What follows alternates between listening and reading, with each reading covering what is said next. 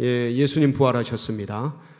모든 원수마귀 사단의 권세를 깨뜨리시고 사망 권세를 이기시고 부활하신 그 주님의 능력이 우리들 가운데 마음껏 부어주시기를 축복합니다. 주님의 그 부활이 부활의 첫 열매입니다. 그래서 그 주님이 부활의 첫 열매 되셔서 우리도 그 부활을 따라 부활하게 될 줄 믿습니다. 이런 은혜, 이런 능력, 권세. 그래서 이 날을 기독교 최대의 명절이라 합니다. 기쁨의 이날, 복된 이날. 특별히 오늘 우리가 이 기쁨을 가지고 우리가 누리게 될 부활의 영광이 어떠한 것인지, 부활의 능력과 권세가 어떠한 것인지를 말씀을 통해 함께 나눌 때에 이 부활의 권세와 능력이 우리 성도님들 심령 가운데 잘 박힌 모처럼 새겨지는 은혜가 있기를 축복합니다. 성경을 보면 신구약에 죽었다가 살아난 사람들이 꽤나 있습니다. 구약에 보면 엘리야가 사르밧 과부의 죽었던 아들을 살리지 않습니까? 그리고 이 엘리야의 제자였던 엘리사, 이 엘리사도 수넴 여인의 아들, 이 아들이 갑자기 죽습니다. 이 죽은 아들을 되살려냅니다. 구약뿐만 아니죠. 신약에도 죽었다가 다시 산 사람들이 꽤나 있습니다. 베드로가 그 욥바라는 곳에 갔을 때에 거기에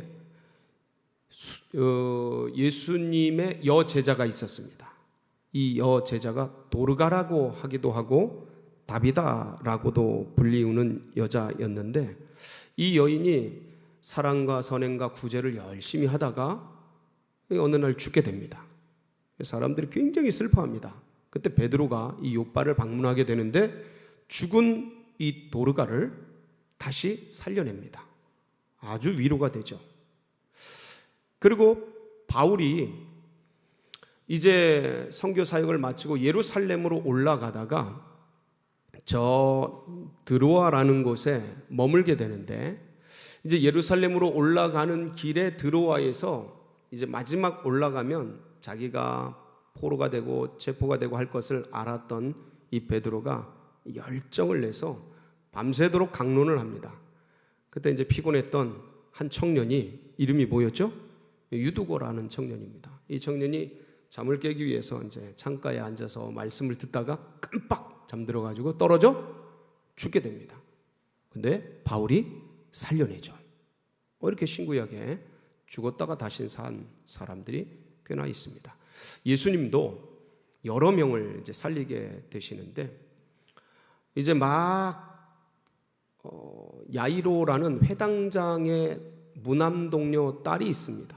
12살 먹은 아이인데 병이 들어 죽게 됩니다. 그래서 예수님이 가서 이 방금 죽은 병들어 죽은 이 아이를 살려냅니다. 달리 닦군 소녀야 내가 네게 이르노니 일어나라. 그러니까 아이가 죽었던 아이가 살아나게 됩니다. 그리고 주님께서 나인성을 이제 방문하게 되시는데 이 나인성 과부의 아들 참 이 희망이요 자기의 유일한 꿈이었던 이 아들이 이 청년 아들이 죽게 됩니다. 그래서 장례를 치르고 보통 3일장을 치르지 않겠습니까? 그리고 이제 상여가 나가는데 그 나인상을 들어가던 예수님이 상여를 탁 멈춥니다. 여인의 슬픔을 아셨던 게지요. 그러고 나서는 이 죽은 시체를 향해서 청년아 일어나라 하니까 관을 뚫고 벌떡 일어나서 이런 기적 같은 일들이 일어나게 됩니다. 그리고 요한복음 11장에 보면 예수님이 사랑했고 예수님을 좋아했던 누가 등장합니까? 나사로가 등장을 합니다. 나사로가 병들어 죽게 되죠. 그래서 죽은 지 나흘이나 돼서 이 중동은 무덥지 않습니까? 그러니까 썩은 냄새가 날 정도 몸이 부패하는 거죠. 근데 주님이 그러십니다. 돌을 치워라. 그리고 나사로야 나오너라. 죽었던 시체가 이게 붕대를 동인 채로 통통통통 나오지 않았습니까? 이렇게 죽었다가 산 사람들이 꽤 많습니다. 그 중에 죽었다가 살아나신 분이 또 한 분 계시죠. 누구십니까? 예수님. 예수님이 그저께였죠. 토요일, 금요일 날 아침 6시에 밤새도록 여기저기 신문 당하시고 아침 6시에 빌라도에게 최후로 사형 판결을 받습니다. 그리고 이제 사형 언도된 이 예수님을 군인들의 뜰에 브라이도리온이라는 뜰에 데리고 가서 그냥 채찍으로 치고 몽둥이를 패고 십자가 달리기 전에 큰 학대와 고통과 아픔을 당하시고 그러고서 이 비아 돌로로사를 슬픔의 길, 고난의 길을 쫙 걸어가셔서 골고다에 달리셔서 아침 9시에 십자가에 달리십니다. 그리고 낮 12시에 하늘이 어두워지기 시작하고 오후 3시, 그 시간이 뭐라 그랬죠? 유월절 양 잡는 시간에 돌아가십니다. 그리고 언제 살아나셨어요? 바로 2000년 전 오늘 새벽에 주님이 다시 살아나셨어요. 할렐루야. 여러분께 묻겠습니다. 여쭙겠습니다. 제가 금방 언급드린 신구약에 다시 살아난 사람들과 예수님의 다시 사심은 어떤 차이가 있나요? 이건 다른 말로 예수님의 부활의 특징이 뭔가요? 많은 게 있겠죠. 다시 살아난 사람들은 다 어떻게 됐습니까? 다시 죽었습니다. 그들은 다시 살아나서도 시간과 공간에 제약을 받았습니다. 그러니까 병들고 또 아프고 그렇게 해서 다시 죽은 겁니다. 이거는 다시 언급할 필요가 없죠. 그리고 자세히 생각해 보면 그 다시 산 사람들과 그 옛날에 다시 살았던 사람들과 지금 오늘날 우리와 특별히 무슨 관계가 있습니까? 아무 관계가 없습니다. 냉정하게 말하면 성경에서 살아난 것을 보는 입장이지 그들이 다시 산 것과 우리하고는 아무 관계가 없습니다. 자, 그런데 한번 생각해 보십시오. 예수님이 다시 사신 것은 과연 어떤 것인가? 예수님이 다시 사심은 부활의 뭡니까? 부활의 첫 열매입니다. 이거는 이 부활의 첫 열매라고 하는 것은 어떤 의미냐면 우리들과 직접적인 관계가 있다는 말씀입니다. 무슨 의미입니까 이게? 여러분, 첫 열매라는 걸 오늘날의 언어로 치환을 하면 그게 무슨 말씀이냐면 부활의 샘플이라는 소리예요. 부활의 모델이라는 소리입니다. 다시 말씀을 드리면 이 예수님이 좀 이렇게 기업적으로 상업적으로 얘기하면 제품이신데 이 제품이 샘플이라 그 뒤에 따라오는 이 뒤를 잇는 모든 사람들은 이와 같다라는 거예요. 뭐와 같다고요? 예수님의 부활과 같은 부활을 한다라는 겁니다. 그게 부활의 첫 열매라는 의미예요. 그러니까 이 주님을 믿는 믿음의 백성들은 누구와 똑같이 부활한다라는 거예요? 예수님과 같다라는 거예요. 그러니까 그분의 부활이 우리와 직접적인 관계가 있는 거예요. 그래서 부활의 첫 열매인 거예요. 바로 이 말씀을 언급한 게 고린도전서 오늘 우리가 읽은 본문 21절 22절 말씀입니다. 같이 한번 보실까요? 시작. 사망이 한 사람으로 말미암았으니 죽은 자의 부활도 한 사람으로 말미암는도다. 아담 안에서 모든 사람이 죽은 것 같이 그리스도 안에서 모든 사람이 삶을 얻으리라. 그러니까 아담이 죄를 지어서 죽었을 때에, 죄 아래 갇혔을 때에 그 아담의 허리 안에 있었던 모든 사람들이 아담의 원죄가 유전되어서 죄 아래 갇히고 죽은 운명이 된 것처럼 둘째 아담이신 예수 그리스도의 부활, 그 부활체가 영적으로 유전되어서, 영적인 DNA가 유전되어서 그 부활을 믿는 믿음의 백성들은 동일하게 영생의 삶을 얻게 되는 부활체가 된다는 말씀입니다. 이러니까 얼마나 깊은 관계가 있습니까? 놀라운 관계가 있는 것 아니겠습니까? 그런데 이 예수님의 부활체, 이 부활은 다시 산 사람들과 아주 많은 차이점이 있는데 그 중에서 또 하나가 뭐냐면 시공간을 초월합니다. 뭘 초월한다고요? 시공간을 초월해요. 여러분, 말씀을 한번 생각해 보세요. 예수님의 제자들이 마가의 다락방에서 두려워서 문을 닫고 있는데 그 문 닫힌 문 열어주지도 않았는데 예수님이 쓱 하고 나타나시지 않습니까? 그러니까 이런 벽도 막 통과하시는 거예요. 그렇죠? 공간에 제약이 없으셔요. 그리고 엠마오로 내려가던 두 제자와 예수님이 대화를 하면서 막 가시다가 여관에 머물면서 이 말씀을 더 듣고 싶어하는 이 제자들이 같이 식사를 하려고 주님이 축사하시는데 이분이 예수님이다라는 걸 아는 순간 어떻게 됐어요? 사라져 버립니다. 시간을 초월해요. 공간을 초월합니다. 그러니까 주님이 그렇게 하신 부활체처럼 누구도 그러면 시공간을 초월합니까? 우리도. 할렐루야. 우리가 부활할 때 이제 그렇게 되어지는 것입니다. 나중에 주님이 들려 올려가시죠. 구름 위로 촥 공중으로 들어 올려가십니다. 이건 뭐냐면 지구의 중력 같은 걸 영향 안 받는 거예요. 우리도 이제 그렇게 됩니다. 주님의 부활체, 놀라운 영광의 영생체가 되시는 것이죠. 그렇게 해서 예수님이 이렇게 부활하신 게 목사님, 예수님은 부활체시잖아요. 영으로 부활하셨는데 당연히 시공간의 제약을 안 받죠. 이렇게 생각하시는 분들이 혹시 계실 수 있어요. 제자들도 그랬거든요. 근데 여러분 꼭 기억하십시오. 주님의 부활은 영으로의 부활이 아닙니다. 육체를 가지고 계셔요. 충격적이죠. 저도 이걸 연구하고 말씀을 같이 보면서 굉장히 충격을 받았습니다. 그러니까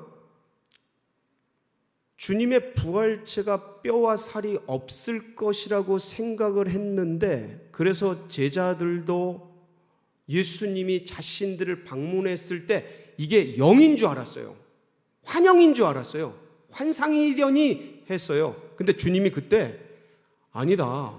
영은 뭐가 없거니와 살과 뼈가 없거니와 나는 살과 뼈가 있도다 하면서 손을 내밀고 증거를 보여주십니다.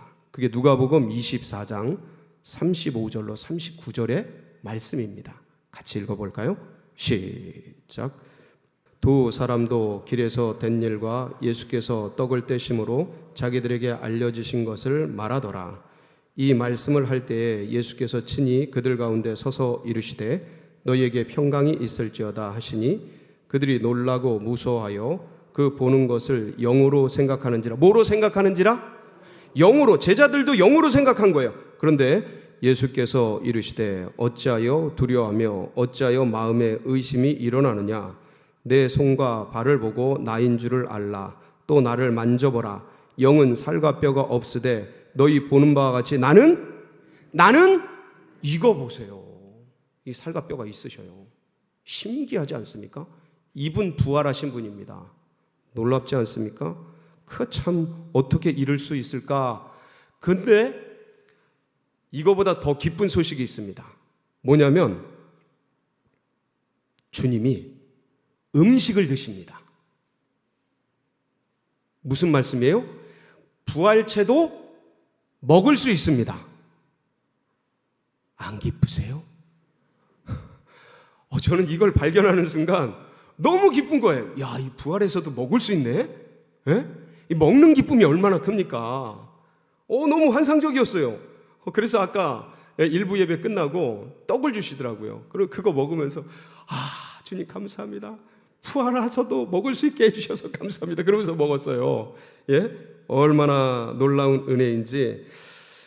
이 제자들이 이렇게 손과 발을 보여주시면서 예수님이 나 이 육을 가지고 있다 좀 봐라 그러는데도 못 믿고 반신반의하니까 주님이 그때 야 여기 먹을 거 있느냐? 먹을 거 좀 가져와 봐라. 그러니까 한 제자가 생선 한 토막을 갖다 주십니다. 그러니까 그거를 그 제자들 앞에 내가 부활했지만 나도 먹을 수 있다고 그걸 그 앞에서 드십니다.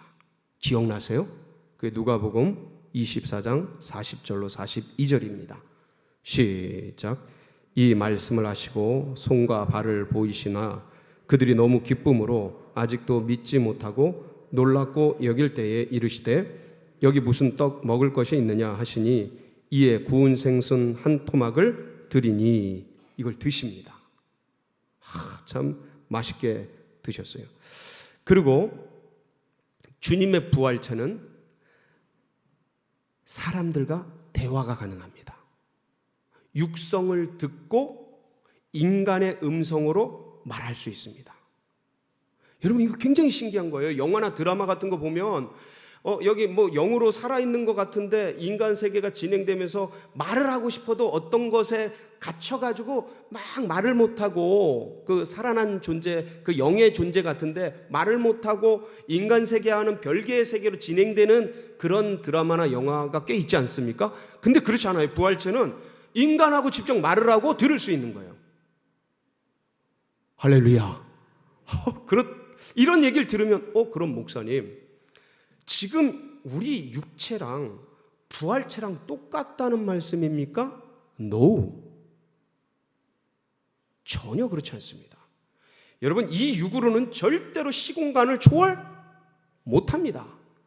이 육체, 흙으로 된 육체로는 절대로 영생을 살 수 없습니다.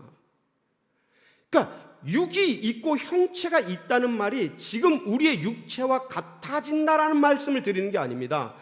주님이 말씀하신 그 변화체, 부활체는 우리가 인간이 생각하거나 인간이 만들 수 없는 보도 듣도 못한 신비한 육체예요. 그러니까 그 재료가 뭔지는 아무도 몰라요. 누구만 아셔요? 주님만 아셔요. 주님만 아셔요. 우리는요 천사와 같아져요. 천사는 영이고 형체가 없는데 근데 형체가 있는 천사와 같아진다니까요. 여러분 기억나세요? 예수님이 예루살렘에 입성해서 고난주간을 지내는데 그때 사두개파와 변론을 하게 됩니다. 논쟁을 하게 돼요. 그 사두개인들은 부활을 안 믿는 현실주의자들이에요. 그 사두개파들이 예수님께 와서 7명의 형제가 한 여인과 결혼한 예화를 들어가지고 예수님을 부활 때에 이 7명의 형제와 이 한 여인이 부활 때 그럼 어떻게 되는 겁니까? 하는 좀 곤란한 질문에 빠뜨리려고 질문을 합니다. 그때 주님이 뭐라 그러셔요? 대답을 한번 읽어보겠습니다. 마태복음 22장 29절로 30절입니다. 시작. 예수께서 대답하여 이르시되 너희가 성경도 하나님의 능력도 알지 못하는 거로 오해하였도다. 뭐 하였도다? 오해하였도다.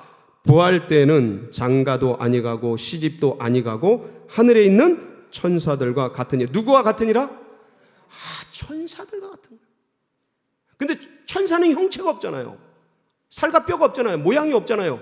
근데 천사와 같은데 형체가 있는 신비로운 그 몸, 그 존재, 그게 뭐예요? 부활체예요. 와, 놀랍지 않으십니까? 이걸 주님이 우리에게 부어주시는 거예요. 이 부활체는 뭐가 없어요? 죽음이 없어요.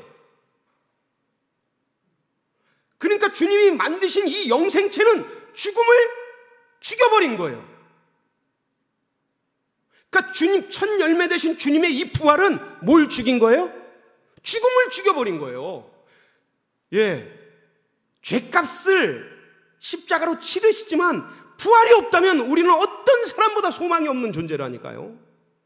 근데 주님이 부활해 주셔서 영생할 수 있는 놀라운 삶을 허락해 주시고 부어주시고 이끌어 주신 겁니다. 그래서 죽음의 세력을 잡은 자, 이 곧 마귀가 죄를 통해서 사람들을 죽음에 몰아넣고 영생토록 일생토록 그 죽음으로 형벌로 끌어가려고 사람들에게 두려움과 불안과 그리고 이 세상이 전부인 줄 알게 해서 이 세상의 종로로 타려고 한 모든 괴계를 주님이 십자가로 파하시고 부활로 끝내셨어요.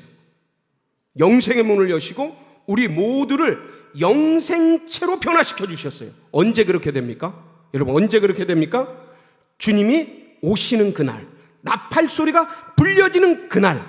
자, 잘 보세요. 나팔 소리가 불려지는 그날 죽어서 썩은 자들은 썩지 아니할 것으로 다시 입고, 할렐루야. 살아있는 자들, 주님이 오시는 그날 여전히 살아있는 자들은 이 죽을 영혼이 죽지 아니할 것으로 변화되고, 할렐루야. 예, 고린도전서 15장 51절로 54절 같이 보실까요? 시작. 보라, 내가 너희에게 비밀을 말하노니 우리가 다 잠잘 것이 아니요 마지막 나팔의 순식간에 호련히 다 변화되리니 나팔 소리가 나매 죽은 자들이 썩지 아니할 것으로 다시 살아나고 우리도 변화되리라. 이 썩을 것이 반드시 썩지 아니할 것을 입겠고 이 죽을 것이 죽지 아니함을 입으리로다. 이 썩을 것이 썩지 아니함을 입고 이 죽을 것이 죽지 아니함을 입을 때에는 사망을 삼키고 이기리라. 기록된 말씀이 이루어지리라. 사망을 삼키고 이기리라. 할렐루야. 뭐가요? 부활이, 주님의 부활이, 우리가 있게 될 그 부활이 사망을 죽여버리고 이기리라. 할렐루야. 그래서 우리는 절대 죽을 수 없습니다. 우리는 절대 질 수 없습니다. 절대 사단의 괴계에 놀아날 수 없습니다. 절대 거기에 종로로 탈 수 없습니다. 주님이 죽음을 죽여버리셨기에, 주님이 원수마귀 사단을 멸망시켰기에 우리는 오늘도 다시 살아납니다. 우리는 넘어졌다가도 다시 일어납니다. 우리는 침체에, 낙심에, 절망에 빠졌다가도 다시 일어납니다. 그 부활의 영광을 허락하신 주님을 감사와 찬양과 영광 주님께 올려드립니다. 같이 기도하시겠습니다.